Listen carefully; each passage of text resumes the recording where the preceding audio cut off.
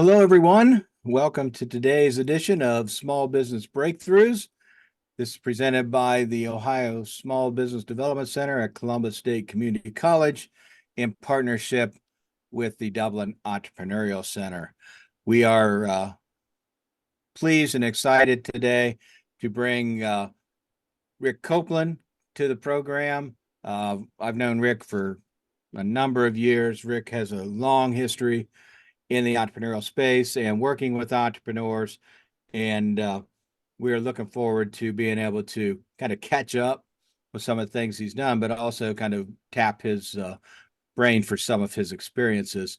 And we're going to get started with Chaz Frutel, who's going to talk a little bit about some of the benefits of the Dublin Entrepreneurial Center and how you can get engaged with that. Mm-hmm. Well, thank you so much, Mike, and it's always a pleasure to be partnering with small business development centers and you and your team in doing these types of events. The Dublin Entrepreneurial Center was started back in 2009 and had partners going way back, including SBDC and Rick Coplin, that used to be with Tech Columbus back in that day, that turned into Rev One Ventures, but SBDC and Tech Columbus were fantastic partners when we launched the deck, and excited to still have those partners with us. We were just talking earlier how Rick and I had offices right next to each other in the corner of the original deck location. We're at a newer location now over the last 11 years or so, but in that original location, and we just used to bounce a lot of great ideas off each other, and grew from just 3 of us that were in the original deck location to now we've graduated over 200 businesses over the last 15 years. It'll be 15 years next month that the deck has been in business. Still, if not the largest, one of the largest entrepreneur centers in the United States. So we're proud of that, and currently have about 100 businesses that we host at the deck right now. But we're proud of all of our tenants and the space that we're able to provide. The city of Dublin did a study about 7+ years ago, and for a Class A facility and all the amenities that the deck provides, we were listed as one of the least expensive entrepreneur centers in the United States, especially then when you put all the included things like conference rooms and Wi-Fi and printing and all 24/365 access that we provide. You know, it's just been fantastic. And we also have over 85% of our tenants that have graduated from the deck, the over 200, are still in business, which is amazing. And that beats the national average. So by the support of the city of Dublin, by the support of so many, including Rick back in the early days, and you, Mike, and your team along the way, we've been able to have some great success, and looking forward for many more years. Great. Well, thank you, Chaz, and want to announce, got breaking news. We break news here that Chaz will be stepping down as the director of the Dublin Entrepreneurial Center at the end of the month. If you watch the Small Business Breakthrough with Chaz or have heard us in the past, Chaz has somewhere around 300 or 400 businesses that he's currently running. I'm not sure the exact number now, but you know, Chaz has a lot of stuff. I'd say he was probably the quintessential serial entrepreneur, and he's still going to be around here at the deck. He's going to be accessible for individuals that you know, are looking for the support that he can bring to them. But his official time as the director is going to end just short of the 15th anniversary. So we are, you know, I'm, you know, blessed to have been able to work with you all this time, and are really excited about, you know, your future endeavors. I know you've got a lot of stuff in the fire right now, and you're working on a lot of things, and it's really exciting to see you doing this. And Rick, if you want to jump in here, because you've been working with him for a long time too, if you have anything you'd like to say. Yeah, the Dublin Entrepreneurial Center would not exist without Chaz. If he had not been there in the beginning, I doubt that it would have succeeded in the way that it has. And his influence and the people that he's brought in to be involved with the deck over the years have made that possible. And also, Chaz is one of the um, best people that I've ever worked with. Fond memories. We laughed a lot, we joked around a lot, and we also were pretty serious. Had big goals, and a lot of those got accomplished because Chaz was really good and is really good at finishing things. My strengths are in ideation and thinking about stuff. He dismissed most of my ideas, took a few good ones, added some good ones of his own in, and made the deck what it is. So it was fantastic working with Chaz. Lifelong friend came out of that. And I'd say the same thing of you, Mike, too. It's been wonderful getting to know you over all these years. Well, Yeah, absolutely. Chaz? I certainly thank you both and appreciate that. And boy, it's just nice to have a phenomenal team together that the city of Dublin really put together before I came along. But then to be able to work with that team ongoing after I moved into the deck, and then the city approached me and said, "Hey, would you mind coming and running this for us?" So it's been a wonderful relationship all around, and I think it's just a blessing. It's the first entrepreneur center in Central Ohio. And now look what Central Ohio has. Every community has got, co-working space and different spaces to be able to support entrepreneurship. And we knew that would happen, right? We knew that Dublin would just lead the way, but we knew that would happen. And it's fantastic to see who else is out there. And it's a blessing to be a part of that and know that new people starting businesses and developing businesses along the way, that you're able to go to some place local and be able to get support and be able to get guidance and SBDC involved all over the place to be able to make that happen. And it's just been a treat.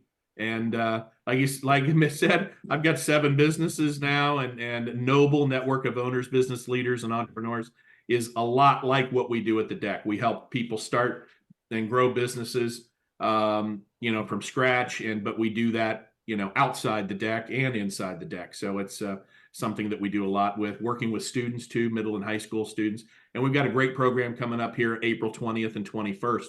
It's a 3.5-month program, free, where students come, and it's including SBDC. Rick might be coming to present for us too, but we help from ideation, clear till pitching to real investors and getting real money awarded to them. So we're very excited with what we have. But I got to stop talking because we all want to hear Rick, not me. So it's great introduction, and thank you so much. And look forward to hearing what you got to say, Rick. Thank you.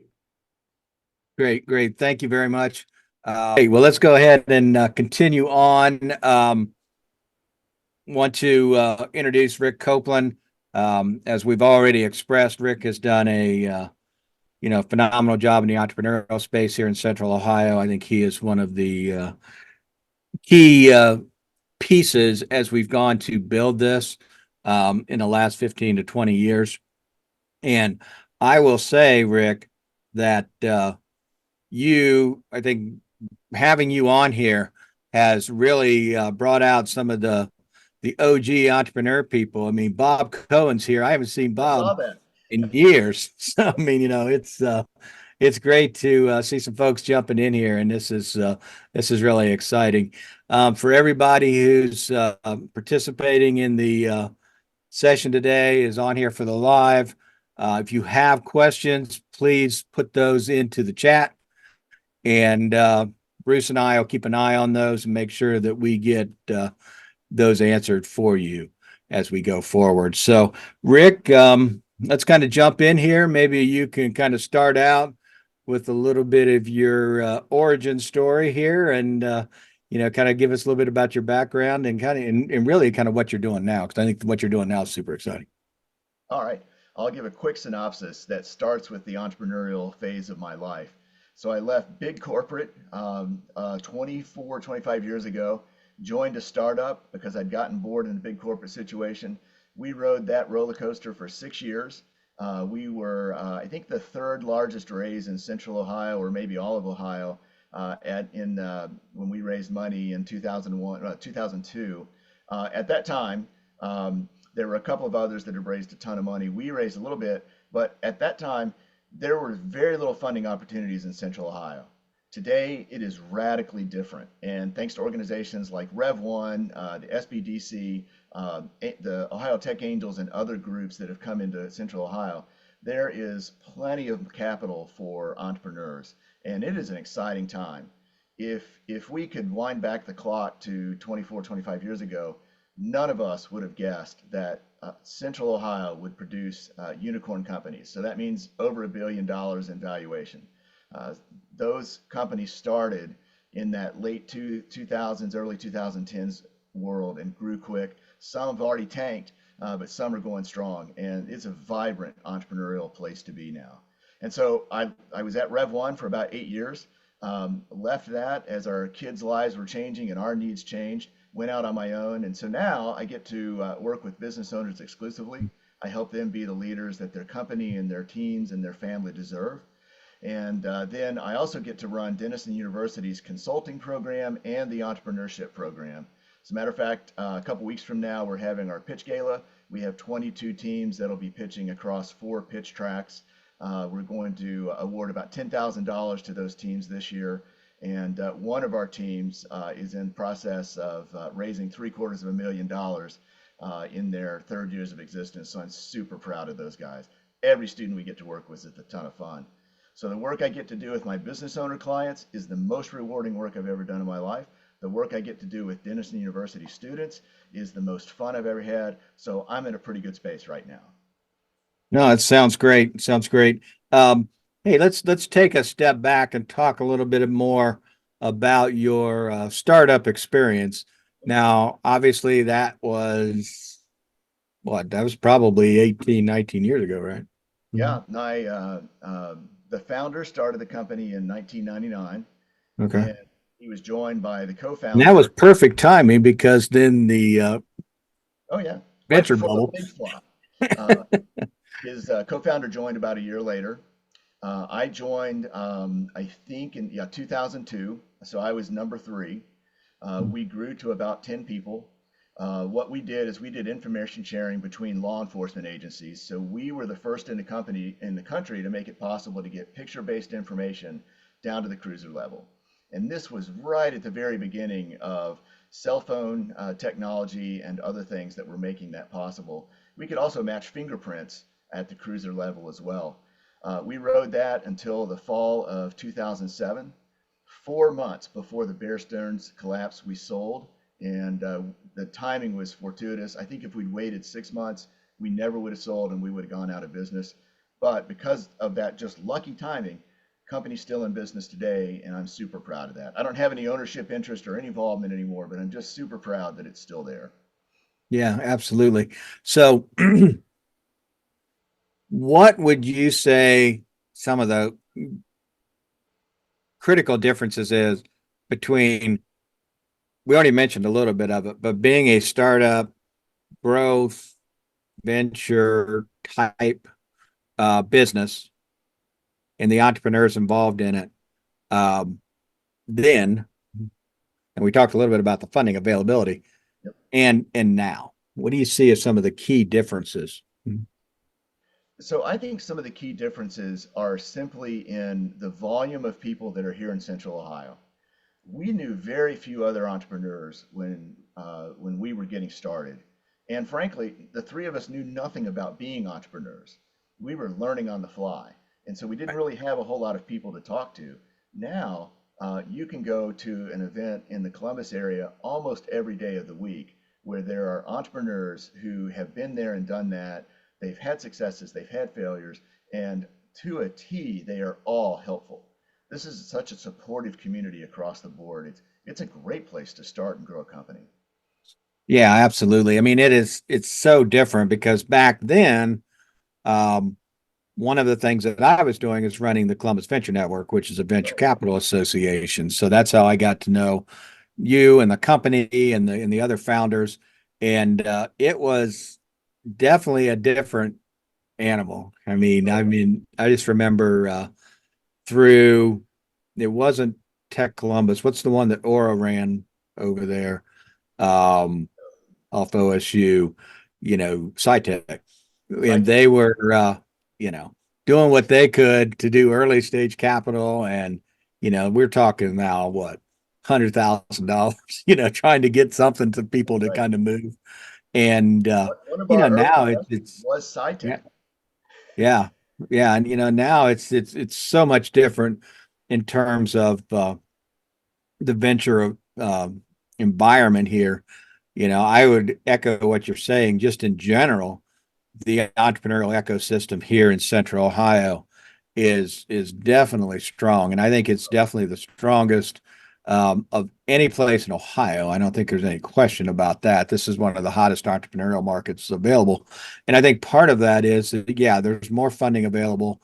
We are close to the state capital, and we are the state capital, and they're doing a lot of different things, but it's just the amount of people, the amount of organizations, the amount of, I feel, support, for individuals that are looking to do this here in Central Ohio. I think is unmatched, any place in Ohio. Mhm.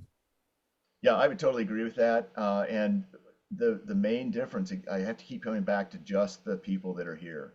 There were a number of people that were starting companies in that early 2000s era that ended up exiting and going off to other things.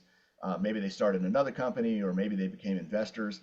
Our sale wasn't big enough for us to become investors, unfortunately, so I had to keep on being and doing entrepreneurial stuff. But all of that stuff, all of those people, have made it such a significant difference in Central Ohio today that if any one of a handful of them were missing, we might be in a totally different space.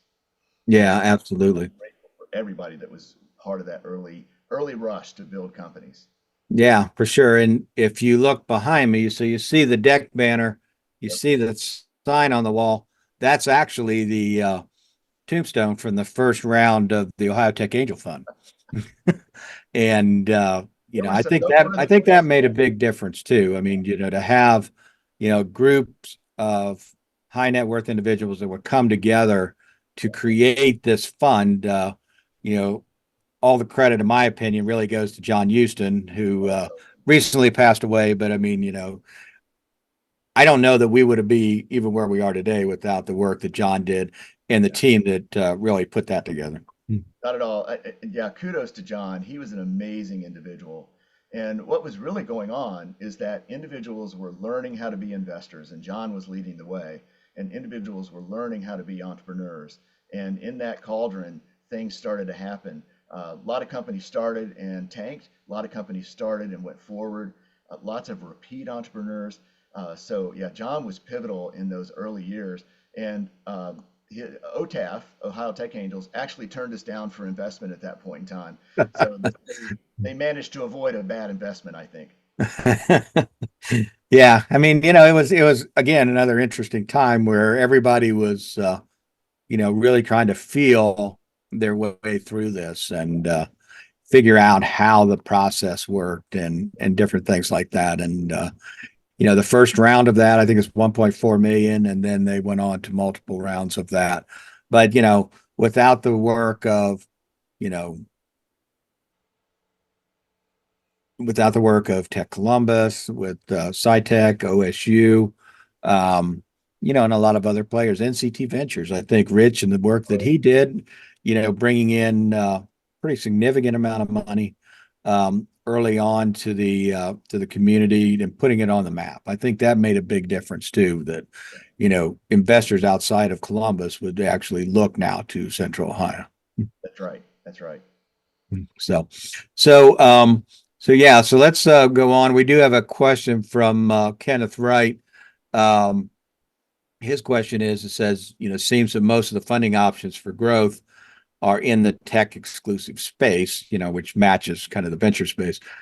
Are there resources, funding, guidance for non-tech companies? So, I'm assuming that obviously there's all kinds of resources, and, especially on the debt side, obviously the SBDC, there's a lot of different players, to support non-tech companies. But if we're talking about funding, outside of, debt, what would you speak to that? Mhm.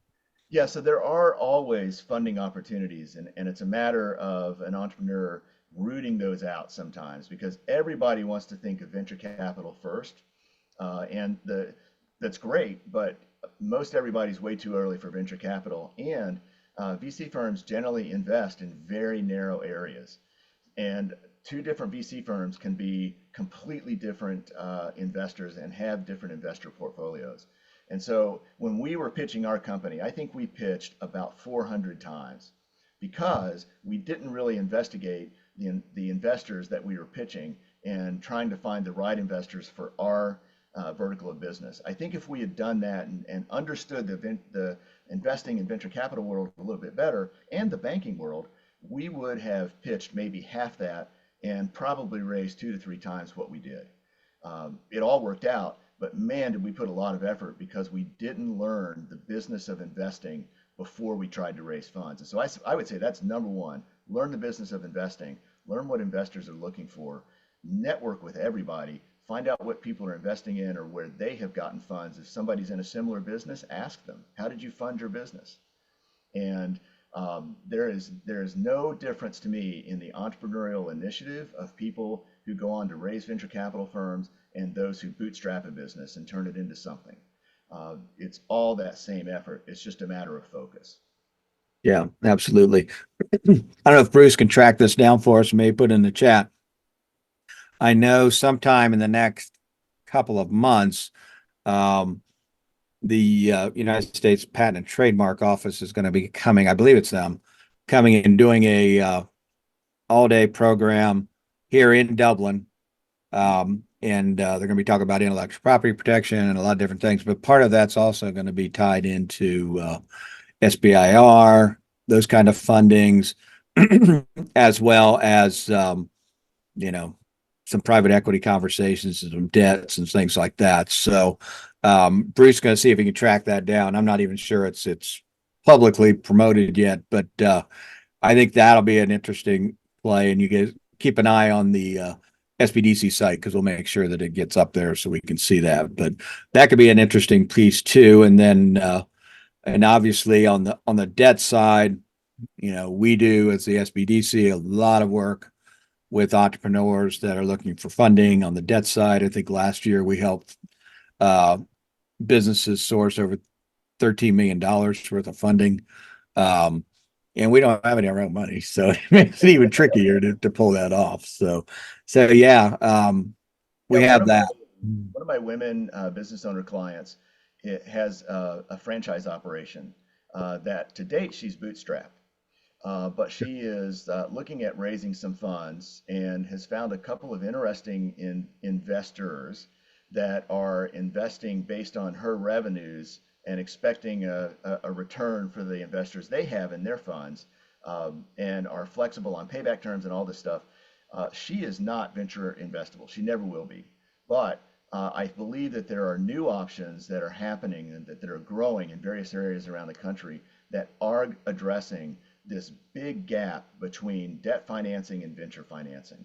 And a lot of, say Tech Columbus addresses that gap for technology companies and some environmental companies and materials companies, but there's a whole swath of companies they can't invest in because of their focus. Other investors are starting to pick up and fill those gaps. So I think really we're about maybe a decade away from a dozen other options that will make sense for non-venturable companies. And we're just starting to see some evidence of that. Yeah, and I think you hit it on the head. There is a difference between, kind of a traditional growth company, Yep. and the way that they accelerate their revenue growth, and in a high tech venture company. Now, there's also a difference between the success and failure of those two pieces too. So, the odds, in my opinion, the odds of a more traditional company being successful in the long term is probably higher because there's not the expectations, there's not the need to quickly get market share and revenue and things of that nature. But the ones that do hit, that's where there's some level of success there. That's right. Can you speak a little bit? We always have this conversation when we talk about, tech investing. I mean, this concept of so you've got the owner, you got the startup owner. They start, they launch, they bootstrap. Maybe they get some friends and family money, or even maybe even some individuals, and then it's time to actually start talking to a little bit more professional money, Right. whether that's, like the High Tech Angel Fund, other angel groups, funds, or venture funds, early stage or whatever. This concept of basically, I mean, you're selling equity in the company. You're not giving away equity. You're not doing that, things like that. I don't think everybody always looks at it that way. But what's your take on how the entrepreneurs should go looking at that? So early on, you're exactly right. The three F's are what we refer to as the early investors. So friends, families, and fools. And that's kind of a tongue-in-cheek expression, but that really is how it goes because it's unprofessional investors. These are individuals in an unprofessional sense that are not accustomed to investing and losing money. The first thing that investors understand is that, you know what? Odds are I'm going to lose every penny I invest. So investors generally, especially VC firms, and to some extent angels, are swinging for the fence in every investment. Now, they know mathematically that 7 out of 10 investments are going to tank. They're not going to get anything back. 1 or 2, they might get something back, and 1 or 2 might return enough to cover all of their losses and then some. And that's essentially how VC works. And so when a business owner is raising funds early and they're not venturable yet or may never be, they turn to friends and families or their own funds. They might mortgage their home. I think our founder did that. I'd have to ask and make sure, but I'm pretty sure he did that. That was scary.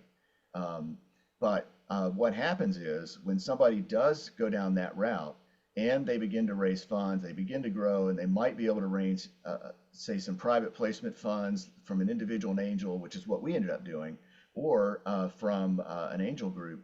They have a small group of investors who have most likely unrealistic expectations about getting their money back and how much they're going to get back.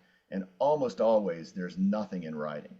So I would say everything that an entrepreneur does from raising funds perspective should be treated as a professional investment. Everything should be in writing. The entrepreneur should be upfront with family members and everybody. Hey, most likely outcome is we're going to crash and burn. But if this works, you might get a few pennies back. And I think just being realistic up front, but having everything in writing. At Rev 1, we had several companies that came to us that had gone down that path. And when we were getting ready to make investments, we first had to clean up the arrangements that they had made with family members and others. And they had what's called a messy cap table. So the capitalization table listed the people that were on it. Nothing in writing. We always had to clean that up. It was expensive for the entrepreneur. We didn't pay for that. The entrepreneur did. And so I would say get everything in writing and continuously learn about funding and how money is fueling your company and actually how it might be holding it back. I think if we had raised a lot of money early on, like some of the companies are starting to do in Central Ohio, we would have been less scrappy, less efficient, and less focused on actually producing results for our clients. As it was, we had to be really scrappy, and that paid off eventually. Yeah, I mean, you see that all the time when companies get, these big venture dollars in, oftentimes they'll lose track of a lot of the fundamentals and different things like that. Way back in the day, I mean, you always heard those stories of the entrepreneur that got the venture funding, and the next thing you know, they've got the expensive office furniture and the high end workspace and all that kind of stuff. And I'm assuming that's not why people are giving people money. They're giving people money so that they can scale and grow. That's exactly right. Yeah, we were super scrappy. We got everything secondhand. We didn't even make business cards for a while. We had a crappy website. We were so focused on delivering to our first customers because we knew that if we didn't do that, none of the other stuff would matter. And so spend money only on your customers' outcomes. Yeah, I remember. I don't know if you remember the stories Will Schroeder used to tell Oh yeah. about his first company, and they were above the Newport down in the campus area. And they had an investor coming in. So this was like probably what, 97, 98, somewhere in there. Yeah. They had an investor coming in. They didn't know anything about this. They were just a bunch of college kids.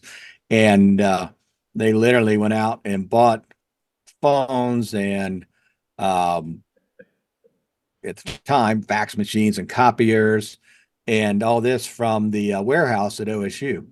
Yep. And they put them in the building in the office. And none of them worked. But when the investor came in, it looked like they had some sort of high end thing going on. But really, they just had these intermortgage props to make it look like they were working. Oh, totally. We did some of that early on as well, because you have to look like you're a professional operation. Right. Even if you're waking up every day going, I'm not sure I can pay rent today. And for us, one of the funny things was we had our server stack in a closet in an office building that was not designed to support servers. So we had drilled a hole in the closet ceiling and installed a fan to suck air out of that room. So it was sucking in whatever air conditioning we had to keep that room cool. If we started the microwave, we could shut down our servers because it was on the same circuit. So we had to learn that by trial and error a few times. Yeah, yeah, those are the great stories. And to be honest with you, I mean, that stuff still happens. I mean, Oh, you know, you're not going to be able to go from generally, I have an idea, give me a couple $1 million. I mean, that doesn't tend to work. Even, you know, you hear all the stories about, you know, Silicon Valley and all that, and I don't know that's happening out there now, but well, Mike, I do have a friend on the West Coast. He was one of the founders of AdMob that okay. sold to Google, and that became Google's one of their a big piece of their search engine and their ad system. He will sit down with entrepreneurs to talk to them about their idea and hand them a $50,000 check, no writing, and say, "Let's get back together in a month and see where you are." Now he can do that because he has more money than he knows what to do with, which is why he does that. But that Right. is so rare. Yeah, yeah, absolutely. So, and then I think especially in Central Ohio and in the Midwest, I mean, I think there's an expectation you're going to build out some level of infrastructure and you're going to be able to, you know, show the path to market that's very clear and what you're going to be able to do that. And I think the other thing that is always important, I think people get confused on this, that one of the things that investors are really looking for is a team that can execute this stuff. That's right. And if, you know, if you've not done this before, um, and you don't really understand this, I mean, I would not be going and talking to investors because they're going to see through that really fast, and that could be a problem for you down the road. 100%. Teams really matter. In our startup, we hired a couple of sales guys, gave them salaries, and the two founders and myself sold more than they did over the span of about 2 years. And oddly enough, we never noticed. So, Yeah, no doubt. So, all right, cool. So again, anybody has any questions, feel free to put those in the chat, but I want to move a little bit on here and I want to talk a little bit more about kind of what you're doing now with your clients and the businesses you're working with and helping them grow.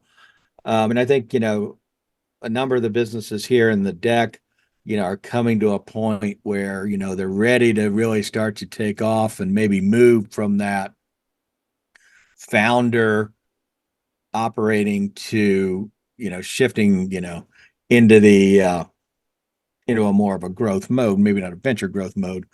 But what do you see as the difference between the owner of this kind of early stage um, company that you know, the owner's running a lot of stuff, they're moving stuff, they're doing things, and then once they kind of take that shift over the valley of death, for lack of a better word, and they shift over to they need to shift systems to be able to actually grow and operate. I think the most important thing is for a founder to grow in front of the company. So in the investing world, everybody does. They'll replace founding CEOs around the time of a Series A investment or Series B at the latest, because the founders have failed to grow in front of the company. And if you're not learning, if you're not a student of finances, if you're not a student of HR, if you're not a student of your customers and all of that, growing yourself, how do I become a better leader? How do I lead one person? How do I lead 10 people? And learning that constantly, you're going to eventually fall behind what the business requires of you as a leader, and the business will slowly starve to death. I've seen that happen over and over and over again.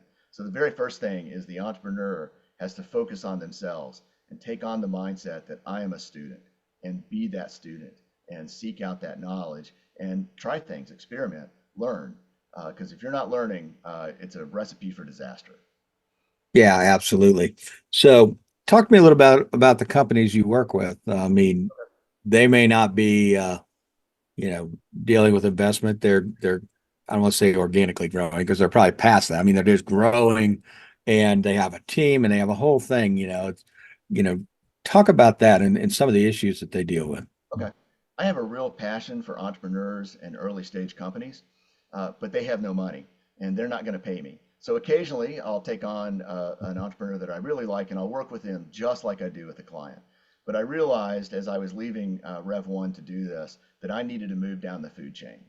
So my typical client has been in business 10 to 11, 12 years. Longest term client's been in business over 30 years. And by the way, his employees, their tenure averages 25 years. So he's been really good.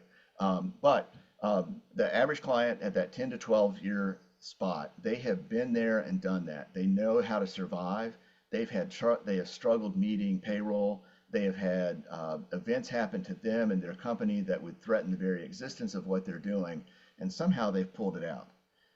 And typically what happens is they seek me out because they know that there's more on the table for them, for their company and their team in terms of growth and opportunity. And they're mired in the day-to-day operations of the business and they're not quite sure how to get to those next steps.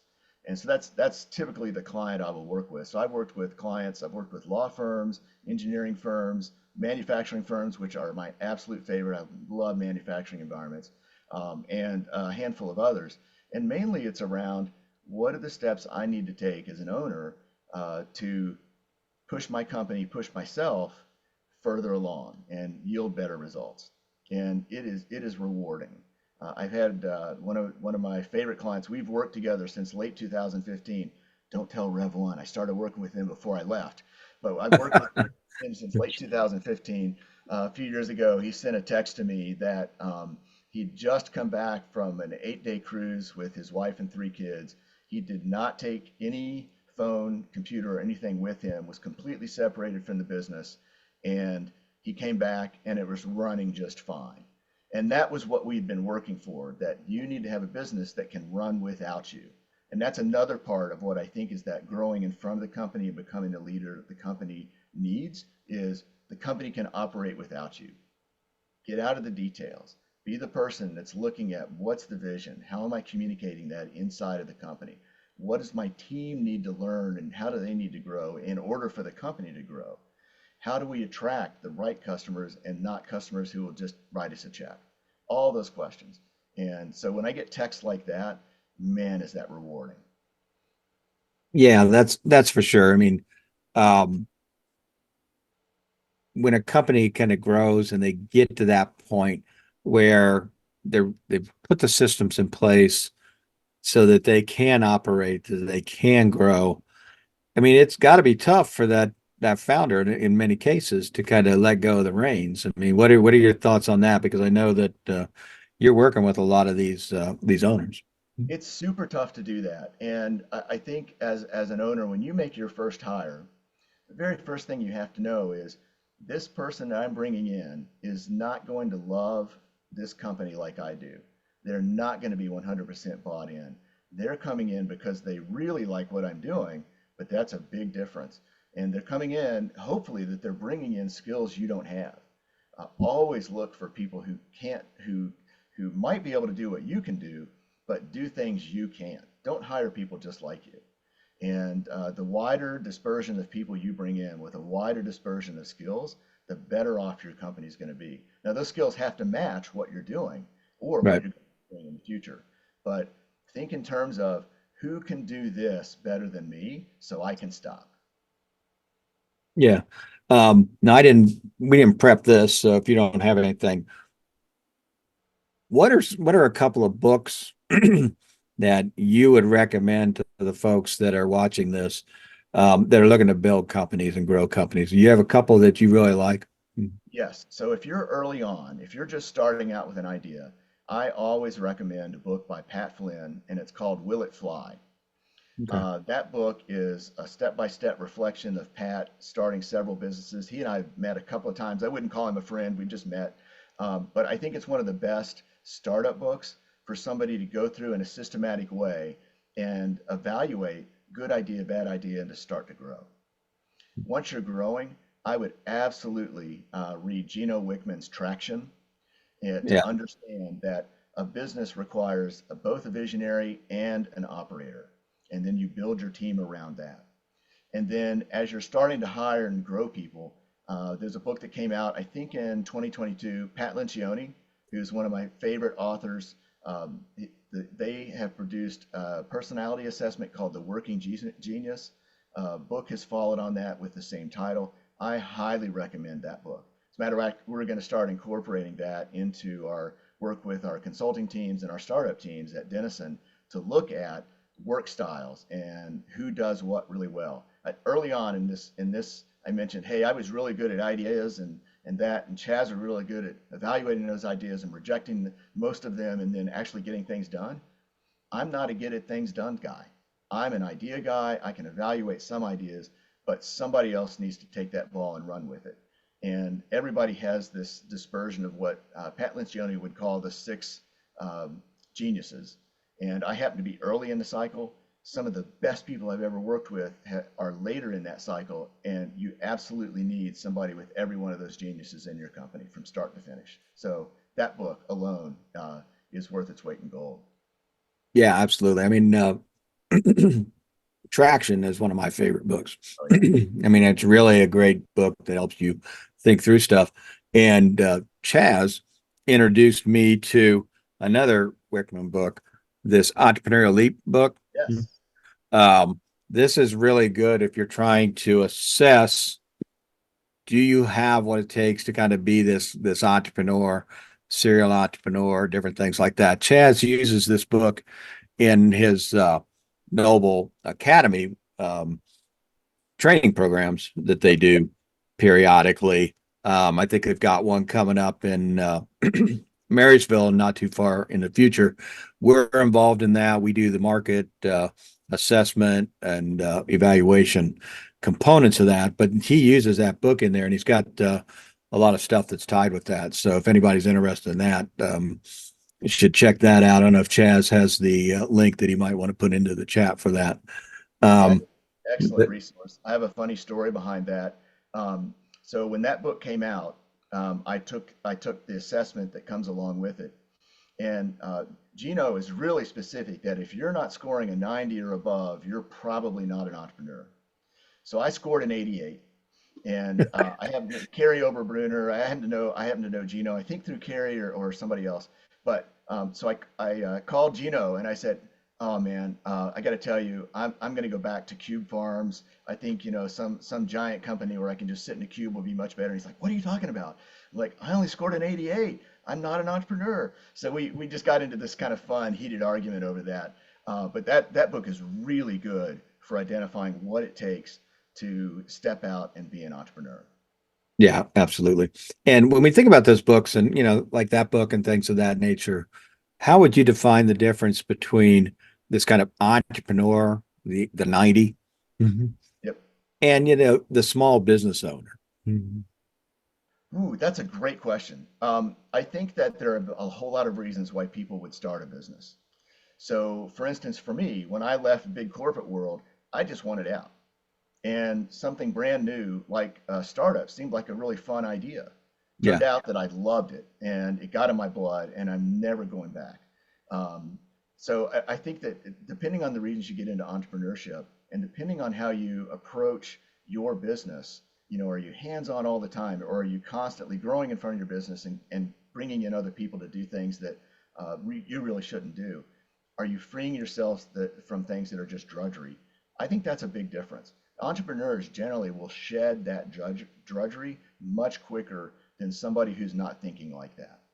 And so any business owner has to approach their business from the question of, what does the business require of me as CEO? And if I were hiring a CEO, would I hire me?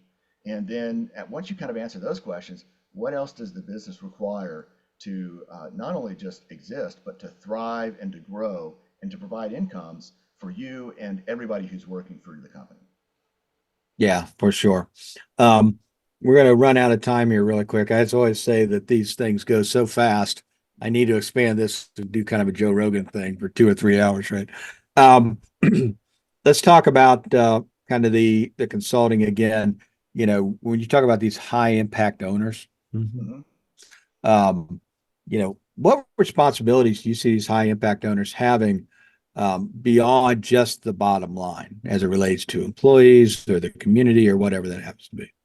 Yeah, that's a great question. So the way I approach it with my clients is that the bottom line is the last thing in terms of the priorities that you're thinking about. And I know that that sounds upside down from where most people would go, because frankly, numbers matter. If you're not meeting your numbers or you're not making money, you can't survive.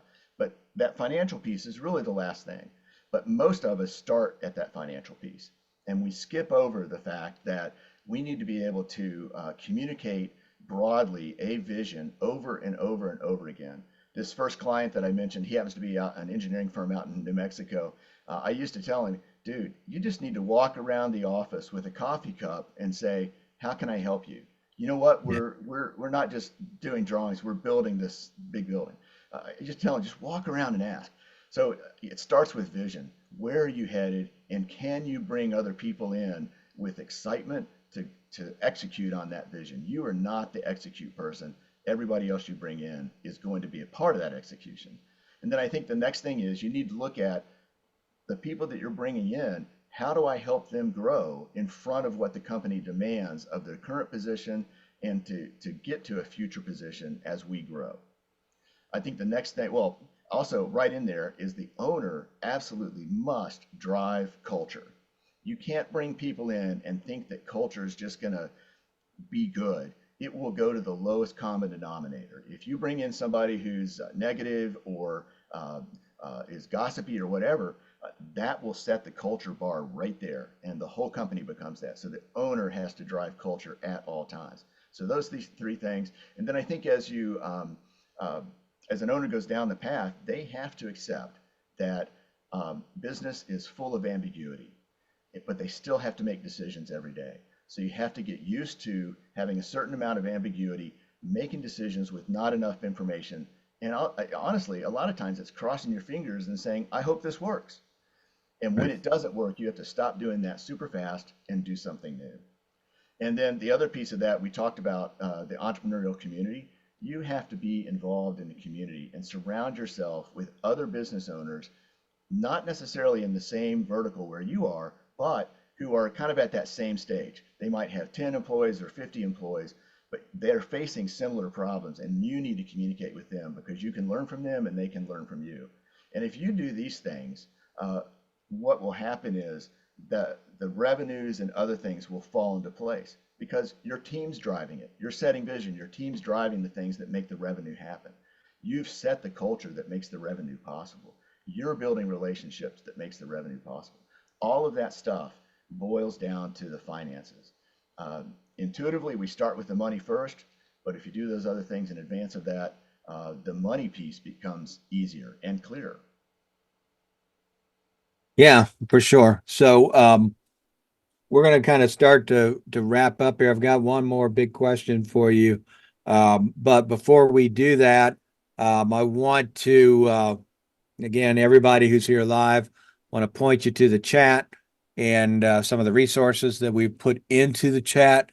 And then for those of you that may be watching this on YouTube, I'll be sure to put those in the show notes after we're done. And that way you'll be able to get on those.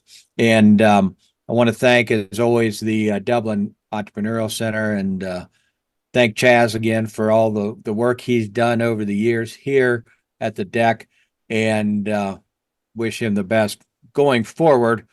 Now, having said that, he's already doing all of these other things. So, he's already doing the best, doing great with that.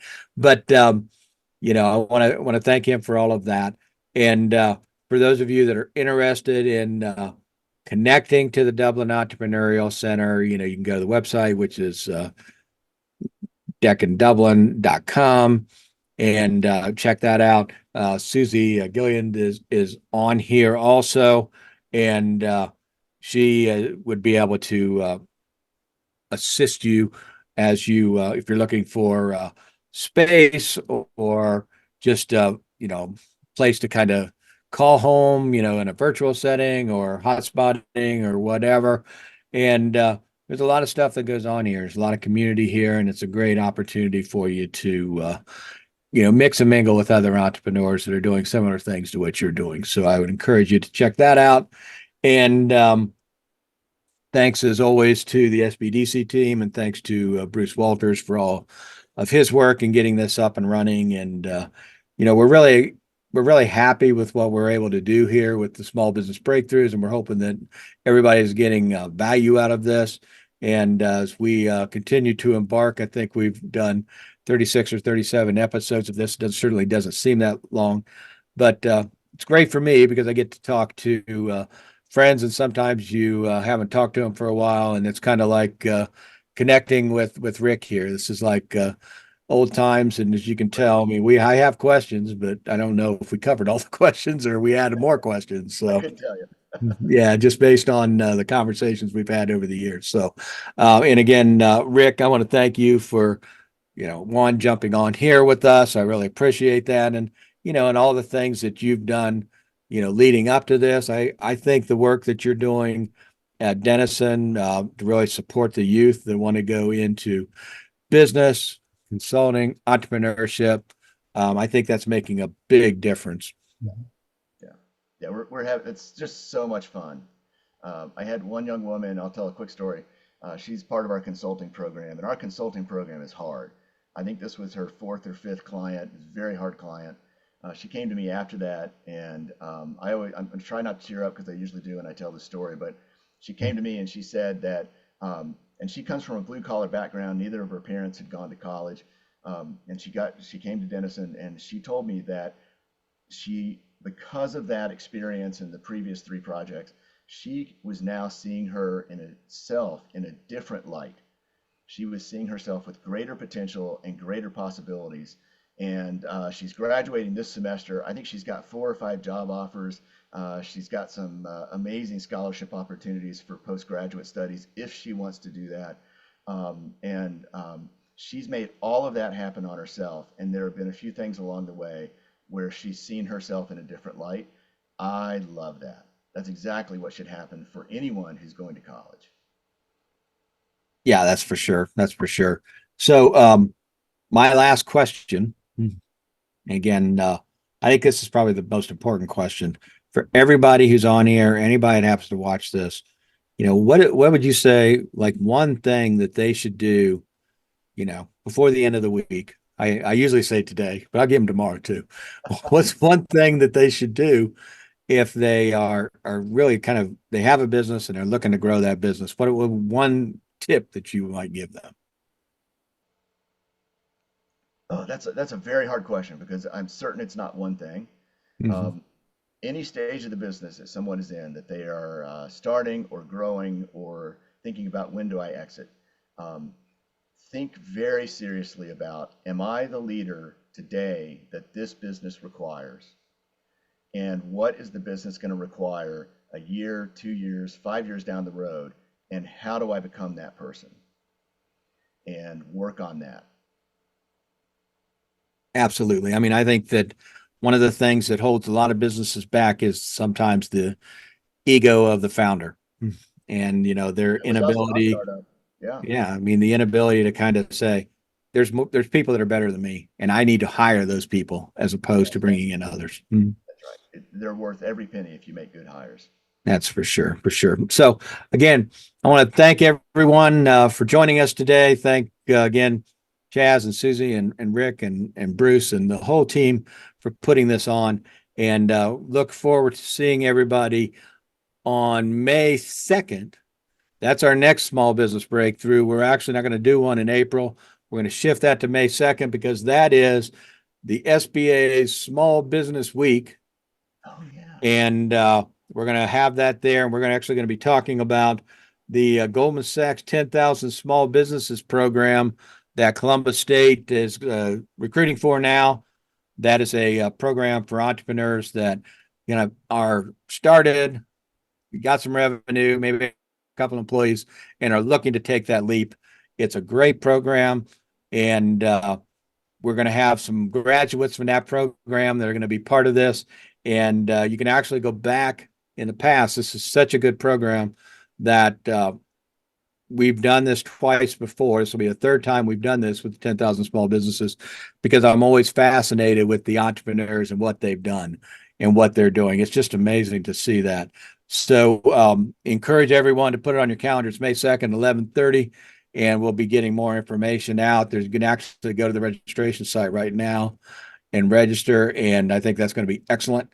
And with that, I want you guys all to have a great day and a great week. And I hope that you get the most success that you can get. Thanks a lot. Have a great one.